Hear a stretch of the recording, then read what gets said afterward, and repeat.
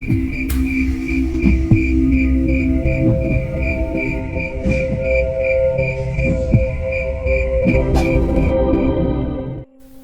teruskan bang, aku yakin Aki enggak melakukan hal-hal yang seperti selama ini orang tuduhkan. Lagi pula, aku juga enggak yakin akan keampuhan ritual yang akan kita lakukan ini, jawab Daru penuh dengan keyakinan. Kini, setelah aku dan Daru menyepakati akan tetap melaksanakan ritual daun kelor tersebut, aku segera mengajak Daru dan Bidin untuk ke kamar Aki. Begitu kami memasuki kamar Aki, aroma wangi dari kemenyan yang terbakar menyambut kedatangan kami ini. Terlihat Bidin menutupi hidungnya guna mengurangi aroma wangi kemenyan yang terhirup olehnya. Memang harus aku akui, dengan kondisi kamar Aki yang tertutup seperti ini, perputaran udara di dalam kamar ini sangatlah minim, sehingga aroma wangi dari kemenyan yang terbakar terasa begitu menyengat. Nang, tadi kamu belum menjawab pertanyaanku. Sebenarnya apa sih tujuan kalian membakar kemenyan seperti ini? Tanya Bidin, mengulangi pertanyaannya yang belum terjawab. Tatapan mata Bidin kini nampak menatap tubuh Aki yang terbaring di lantai dengan beralaskan tikar. Kaos oblong putih yang dikenakan Aki nampak menutupi tubuh kurusnya. Melihat Bidin yang masih berdiri mematung di pintu kamar, Daru segera mengambil posisi duduk bersila di sisi kaki Aki. Sebentar Din, ucapku seraya berjalan menuju ke jendela kamar, lalu membukanya. Dan seiring dengan jendela kamar yang telah terbuka, aku bisa merasakan hembusan udara segar yang memasuki kamar. Mendapati hal tersebut, terlihat Bidin memasuki kamar lalu mengambil posisi duduk di sisi Daru. Tutup pintunya, Ru, pintaku kepada Daru. Begitu melihat Bidin meninggalkan pintu kamar yang masih dalam keadaan terbuka. Mendapati permintaanku itu, Daru segera menutup pintu kamar, lalu kembali lagi ke posisinya semula. Ya, sebuah posisi di mana Daru dan Bidin duduk dengan posisi membelakangi jendela kamar. Mengenai pertanyaan kamu itu, Din, mengapa keluarga aku masih membakar kemenyan ini? Semuanya ini sengaja dilakukan untuk menghilangkan bau bangkai yang masih membekas di ruangan ini. Hanya itu aja, gak ada tujuan yang lain. Terangku seraya mengambil posisi duduk berseberangan dengan Daru dan Bidin. Kini aku meletakkan daun kelor yang akan aku pergunakan dalam ritual ini di atas tikar. Gila, Nang. Kejadian udah selama itu, tapi baunya masih membekas, ujar Bidin dengan rasa tidak percaya. Oh iya Din, kalau kamu mau merasakan langsung baunya seperti apa, kamu bisa merasakannya di kamar aku, yang tidak lain adalah kamar bekas Wak Odah. Kebetulan di kamarku itu, aku hanya mengandalkan wangi dari hasil pembakaran kemenyan di kamar Aki ini. Mendengar tawaran aku tersebut, Bidin memberikan isyarat dengan sebagai tanda bahwa Bidin menolak tawaranku itu. Wah, enggak deh Nang. Lebih baik aku mabuk wangi kemenyan ini aja deh, ucap Bidin yang berbalas senyuman di wajahku dan Daru. Malam yang beranjak semakin larut kini mengantarkan kami pada pukul 11 malam. Gelapnya langit malam yang sesekali diterangi oleh pijaran cahaya kilat, seperti mengantarkan curah air hujan yang turun semakin deras. Suara dari daun jendela yang menutup karena terhempas oleh hembusan angin kini menyadarkan lamunan kami. Tatapan mata kami yang tengah terfokus pada keberadaan tubuh Aki yang terbaring di atas tikar, seperti terhipnotis oleh gerakan halus di dadanya yang menandakan bahwa memang masih ada kehidupan di tubuh kurus yang terbaring tanpa daya ini. Bang, sekarang kita harus bagaimana? Tanya Daru yang merasa bingung dengan ritual yang akan kami lakukan ini. Aku juga gak mengerti, Ruh. Bagaimana, Din? Kamu mengerti apa enggak? Mendengar pertanyaanku itu, terlihat Bidin menggelengkan kepalanya. Ya udahlah, sesuai dengan petunjuk dari Pak Itong, daun-daun kelor ini akan kita elapkan ke seluruh tubuh Aki. Dan sekarang sebaiknya kita lepaskan seluruh pakaian Aki, ucapku yang berbalas dengan ekspresi terkejut dari Daru dan Bidin. Hah? Abang yakin nih bang? Protes Daru atas usul yang aku berikan. Iya nang, waduh, biarpun Aki kamu dalam kondisi seperti ini, tetap aja aku takut, ujar Bidin menunjukkan rasa takutnya. Terlihat tatapan mata Bidin menatap ke arah mata Aki yang tengah terpejam. Hanya ini cara satu-satunya yang bisa kita lakuin. Kalau kalian memang takut, sebaiknya kalian keluar. Tanpa menunggu jawaban dari Daru dan Bidin, aku segera melepaskan kaos oblong putih yang dikenakan oleh Aki. Melihat hal tersebut, kini Bidin dan Daru melakukan hal serupa pada celana yang Aki kenakan. Maaf, gumam Bidin pelan di sela-sela gerakan tangannya yang tengah membuka celana Aki. Kalau sampai bapak dan ibu tahu, aduh, bisa habis kita bang, ujar Daru di antara keberadaan tubuh Aki yang sudah tidak mengenakan selai benang pun. Sekarang bagaimana nang? Kita elapkan daun kelor ini ke seluruh tubuh Aki, ujarku sambil mengambil beberapa helai daun kelor lalu meletakkannya di tubuh Aki. Hanya begitu aja bang? Tanya Daru, karena merasa ritual ini terasa sangat begitu mudah. Iya Ru, aku hanya taunya seperti ini. Selepas dari perkataanku itu, aku mulai mengelapkan daun kelor ke tubuh Aki. Mendapati hal tersebut, Bidin dan Daru segera melakukan seperti apa yang tengah aku lakukan terhadap tubuh Aki. Dingin banget tubuhnya nang, ucap Bidin yang sekaligus mengakhiri kegiatan kami dalam mengelap tubuh Aki dengan daun kelor. Mendengar perkataan Bidin tersebut, aku dan Daru hanya bisa terdiam. Tatapan mataku yang terpaku lurus pada tubuh Aki seperti memacu irama jantungku untuk berdetak semakin kencang. Bang, apa yang terjadi? Tanya Daru dengan suaranya yang pelan. Belum sempat aku memberikan jawaban atas pertanyaan Daru tersebut, pergerakan nafas Aki kini terlihat memburu. Mendapati hal tersebut, terlihat ekspresi kepanikan di wajah Daru dan Bidin. Aku gak boleh panik, ucapku dalam hati, mencoba untuk mengikis rasa panik yang mulai menjalar di pemikiranku ini. Nang, seiring ucapan yang terucap dari mulut Bidin, sepertinya Bidin saat ini mengharapkan adanya sebuah keputusan dariku guna menyikapi situasi ini. Astagfirullah bang, hening. Ya, itulah gambaran yang bisa aku berikan ketika Daru telah selesai mengucapkan kalimat keterkejutannya itu. Detik waktu yang berjalan kini seperti seiring dengan pergerakan nafas Aki yang terhenti. Kini, di antara wajah-wajah yang terdiam dalam rasa ketidakpercayaan atas apa yang telah terjadi pada Aki, keyakinanku yang semula meninggi dan penuh dengan kepercayaan diri kini seperti terhempaskan jatuh ke dalam sebuah lubang gelap yang tak bertepi. Ya Tuhan, apa yang harus aku lakukan? Apa yang harus aku jelaskan kepada ibu dan bapak atas peristiwa ini? Semua orang pasti akan menyalahkan aku karena aku telah melakukan ritual konyol ini. Bodoh, aku benar-benar bodoh. Seiring dengan rasa sesal yang saling bersahutan di kepalaku ini, terlihat Daru dan Bidin mencoba untuk menggoyang-goyangkan tubuh kurus Aki dengan harapan Aki akan kembali tersadar. Bagaimana ini bang? Bagaimana kita menjelaskannya kepada bapak dan ibu? Ucap Daru penuh dengan rasa sesal. Tangannya terlihat masih menggoyang-goyangkan tubuh Aki. Entahlah Ru, aku benar-benar bingung. Aku gak menyangka Aki akan seperti ini. Berarti apa bang? Sering pertanyaan Daru yang memotong perkataan aku. Sentuhan telapak tanganku pada dada Aki kini telah dapat semakin memastikan bahwa Aki memang telah meninggal. Berarti Aki kita memang berhubungan dengan sesuatu yang gaib. Dan entah mengapa firasat aku mengatakan bahwa semua ini ada hubungannya dengan... Suara gemuruh petir yang terdengar keras kini mengiringi pergerakan dari daun jendela yang terbuka dan menutup dengan kerasnya sebanyak 2 kali. Hal tersebut jelas memancing pandangan mata kami untuk menatap ke arah jendela kamar.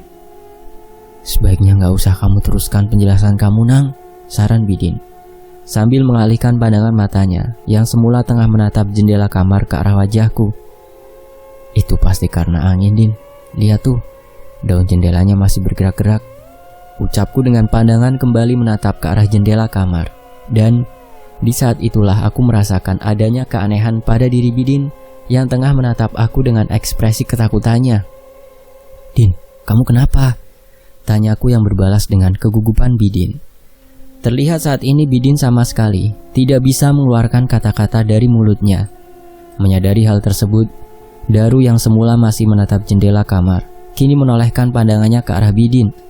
"Lah, Kang Bidin kenapa?" tanya Daru yang berbalas dengan kebisuan Bidin. Tatapan mata Bidin yang masih terpaku menatapku ini kini seperti membimbing tatapan mata Daru untuk memandang ke arahku. "Astaga, Sebuah kalimat tanpa kejelasan makna yang terucap dari mulut Daru kini mengiringi pergerakan tubuh Daru yang terlihat menegang. Sangat terlihat sekali ekspresi ketakutan yang terpancar di wajah Daru. Melihat hal tersebut, keyakinanku bahwa telah terjadi sesuatu yang tidak beres di kamar ini kini semakin menguat. "Kalian..." Sebuah sensasi rasa dingin yang aku rasakan pada pergelangan tanganku yang masih dalam posisi berada di dada Aki kini telah menghentikan keinginanku untuk bertanya kepada Daru dan Bidin mengenai apa yang tengah dilihatnya. "Iya Tuhan, apa ini?" tanyaku dalam hati tanpa berani mengarahkan pandangan mata ini ke arah telapak tanganku yang masih berada di dada Aki. Bisa aku rasakan saat ini.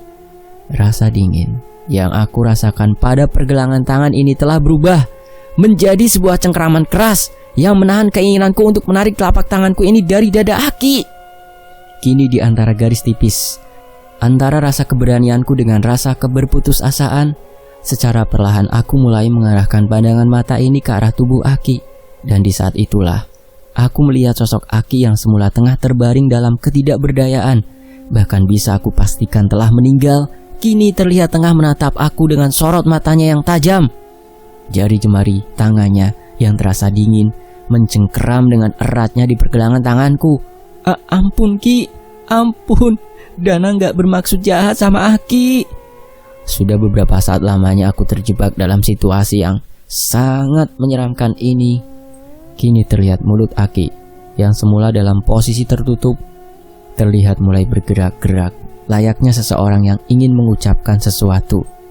Hingga akhirnya di saat aku berpikir bahwa tidak akan ada perkataan yang akan terucap dari mulut Aki, sebuah teriakan yang hampir menyerupai jeritan kini terdengar lantang terucap dari mulut Aki.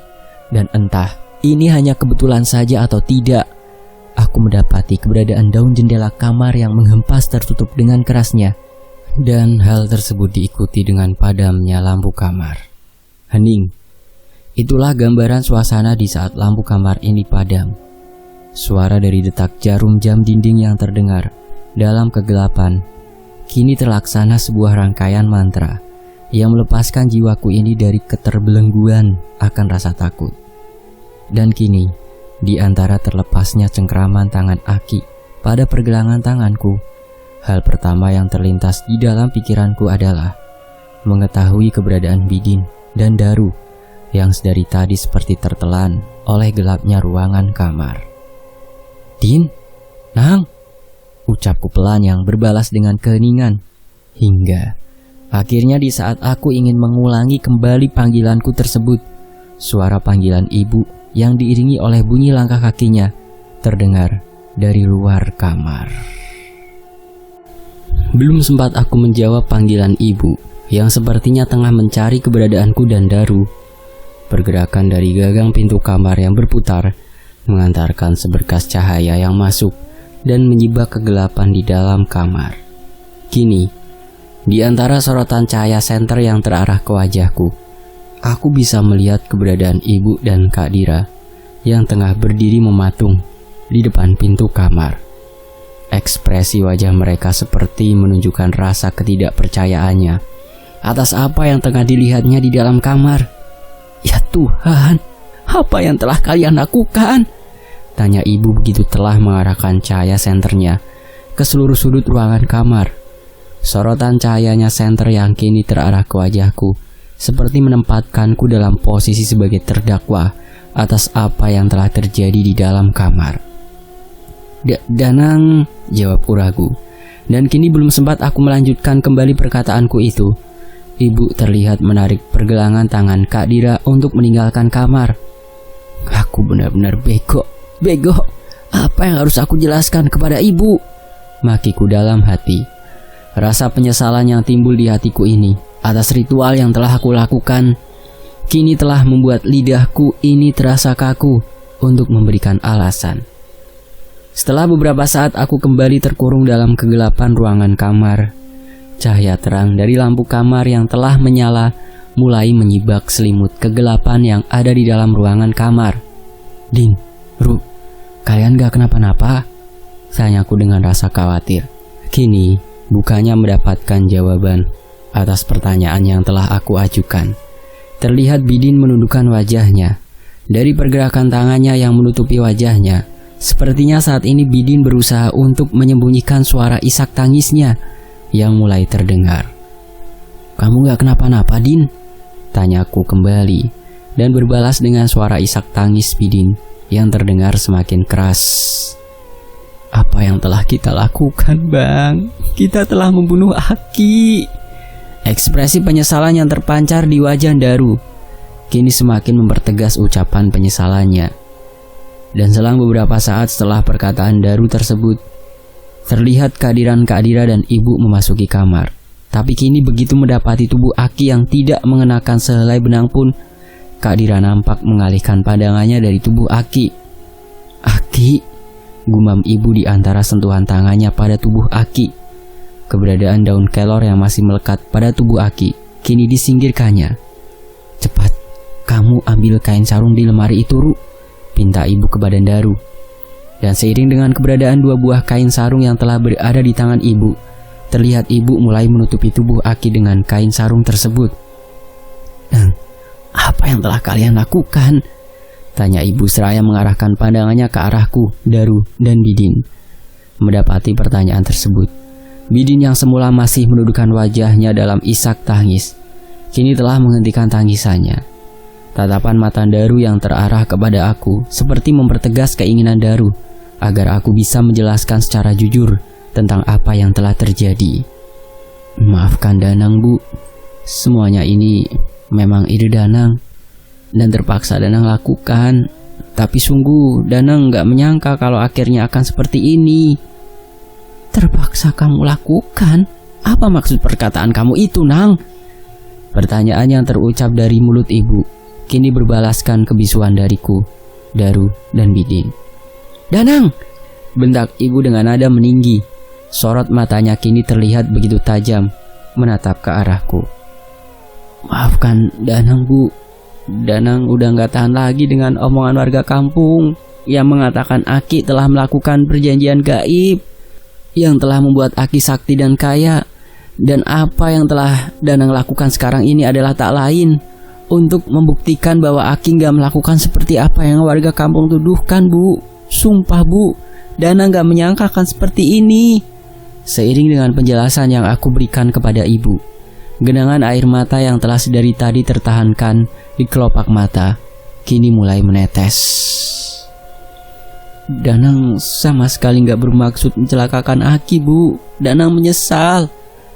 Ucapan yang terucap dari mulutku ini kini berbalas dengan perubahan ekspresi wajah ibu. Sepertinya saat ini kemarahan ibu mulai mereda. Nang, seharusnya kamu sudah dapat berpikir matang atas setiap tindakan yang kamu lakukan. Apakah dengan kamu melakukan semuanya ini akan dengan serta membuktikan bahwa Aki kamu itu berhubungan dengan sesuatu yang gaib? Dan andaikan memang benar Aki kamu itu telah berhubungan dengan sesuatu yang gaib, apakah semuanya ini akan berakhir sampai di sini? Ataukah akan ada kejadian lain yang akan terjadi sebagai efek dari tindakan yang telah kamu lakukan?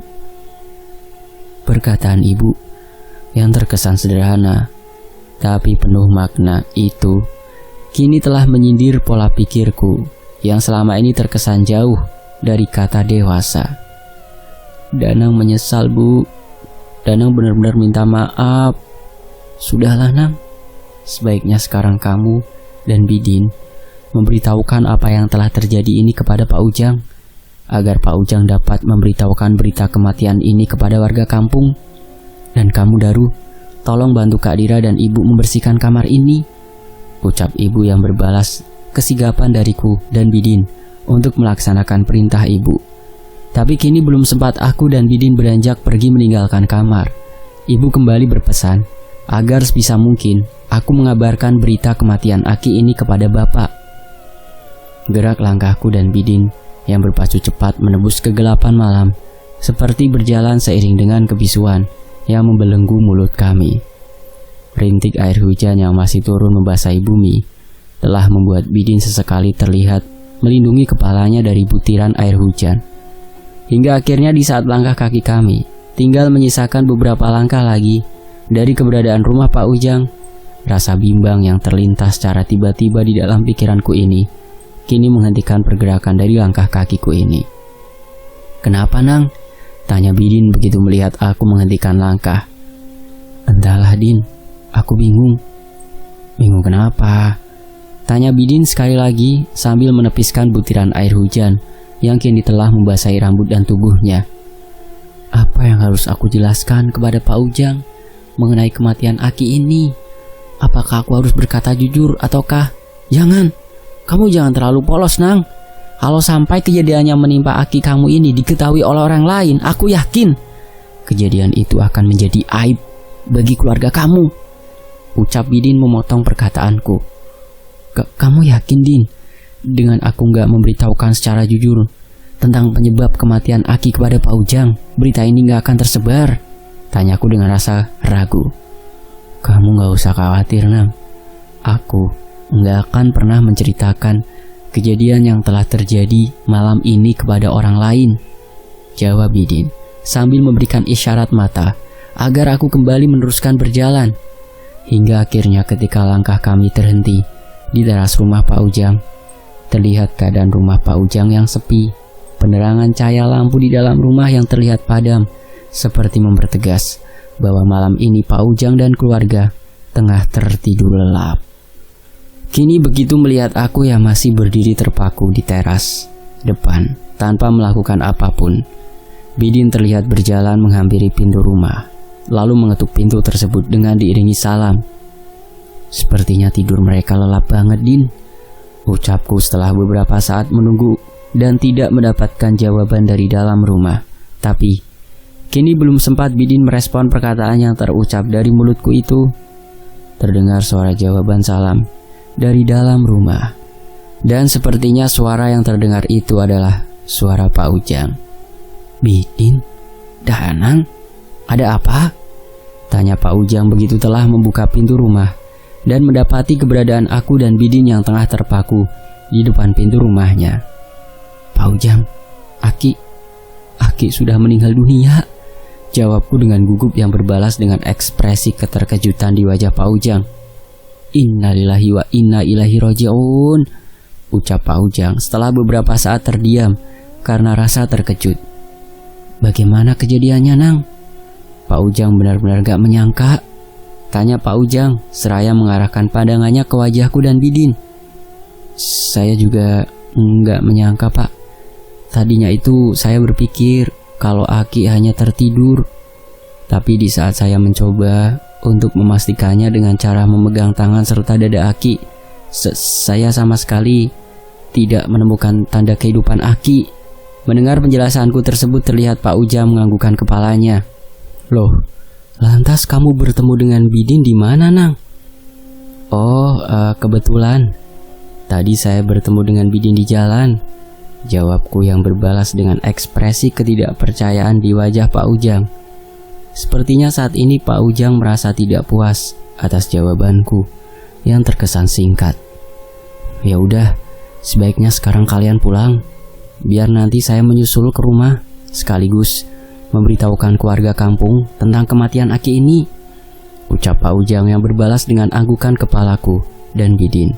Dan kini di saat aku dan Bidin hendak melangkahkan kaki ini meninggalkan rumah Pak Ujang, keteringatanku akan pesan ibu yang berpesan agar memberitahukan berita kematian Aki ini kepada bapak telah menghentikan pergerakan langkah kaki ini. "Pak Ujang," panggilku kepada Pak Ujang yang baru saja hendak menutup pintu rumah. Terlihat kini Pak Ujang menahan gerakan tangannya dalam menutup pintu rumah. "Ada apa, Nang?" "Pak Ujang, kalau boleh saya hendak meminjam sepeda motor Pak Ujang. Saya hendak memberitahukan berita kematian Aki ini kepada Bapak. Tanpa memberikan sebuah jawaban apa-apa guna merespon permintaanku itu, Pak Ujang terlihat memasuki kamar, lalu kembali lagi keluar dengan turut serta membawa sepeda motornya. Mendapati hal tersebut, aku dan Bidin segera menggantikan posisi Pak Ujang untuk mendorong motor menuruni teras rumah. "Hati-hati di jalan, Nang," ucap Pak Ujang begitu melihatku mulai menyalakan mesin motor. Dan kini seiring dengan laju sepeda motor yang mulai berjalan meninggalkan rumah, terlihat Pak Ujang memasuki rumahnya. "Sepertinya Pak Ujang curiga ya, Nang?" ujar Bidin di antara bunyi suara motor yang memecah keheningan malam. "Entahlah, Din." Perkataan yang terlontar dari mulutku ini mengantarkan gerakan tanganku yang mencoba memacu motor agak lebih cepat. Kondisi tanah jalan kampung yang terlihat basah oleh air hujan telah membuat aku beberapa kali menahan laju motor. Hingga akhirnya, ketika sepeda motor yang aku kendarai telah mencapai jalan raya, aku mulai kembali memacu laju sepeda motor dengan lebih cepat menuju ke sebuah tempat yang menyediakan fasilitas telepon umum. Suasana malam yang telah semakin larut, ditambah lagi dengan rintik air hujan yang belum juga terhenti, telah membuat kondisi jalan raya terlihat begitu lengang. Dan kini seiring dengan nomor telepon teman Bapak yang telah aku hubungi, terlihat Bidin berusaha mengusir rasa dingin yang dirasakannya dengan cara menyulutkan sebatang rokok. "Kamu yakin nomor telepon yang kamu hubungin itu bener, Nang?" tanya Bidin begitu melihat tidak ada tanda-tanda percakapan antara aku dengan orang yang tengah aku hubungi. Tanpa menjawab pertanyaan Bidin tersebut, kini aku kembali mencoba untuk menghubungi nomor telepon tersebut dan kembali berbalas dengan nada sambung panjang. "Aku yakin benar, Din. Ini memang nomor Pak Bramanto. Bapak telah menyerahkannya nomor ini ke aku sebelum Bapak berangkat ke Lampung," ucapku sambil menyerahkan lembaran kertas yang berisikan tulisan tangan Bapak kepada Bidin. "Mungkin Pak Bram udah tidur dan tidak mendengar suara telepon ini," gumamku berasumsi kecil. "Bisa jadi, Nang. Ya udah, sebaiknya sekarang kita kembali ke rumah kamu, biar besok pagi kita coba lagi untuk menghubungi nomor teman Bapak kamu itu," usul Bidin sambil hendak melemparkan batangan rokok yang masih terlihat panjang dari tangannya. "Nanti dulu, Din. Sumpah, aku masih syok atas kejadian malam ini." Mendengar perkataanku tersebut, kini terlihat Bidin mengurungkan niatnya untuk membuang batangan rokok tersebut. "Aku juga sebenarnya syok, Nang. Sekaligus aku gak enak dengan ibu kamu. Pasti saat ini ibu kamu tengah berpikir kalau apa yang telah kamu lakukan malam ini adalah saran dari aku," ucap Bidin sambil menyerahkan bungkusan rokok serta kotak korek api yang ada di tangannya. "Bisa jadi, Din. Soalnya bisa dikatakan kamu itu kan nggak pernah main ke rumah aku. Dan sekalinya kamu main ke rumahku, kejadian buruk yang menimpa Aki terjadi." Dasar brengsek kamu, Nang," gerutu Bidin begitu mendengar perkataanku yang terkesan mendukung apa yang tengah dipikirannya. Setelah hampir 30 menit lamanya, aku dan Bidin mencoba menenangkan kekacauan pikiran ini. Akhirnya aku memutuskan untuk segera kembali ke rumah. Bayanganku akan suasana rumah yang telah ramai oleh warga kampung yang telah mengetahui berita kematian Aki kini akan segera terbukti seiring dengan laju sepeda motor yang aku kendarai memasuki jalan kampung. "Pak Itong?" tanyaku dalam hati begitu melihat seorang laki-laki paruh baya yang tengah berlari berlawanan arah dengan laju sepeda motor yang aku kendarai. "Kang Danang," tegur Pak Itong begitu langkah kakinya telah berpapasan dengan sepeda motor yang aku kendarai.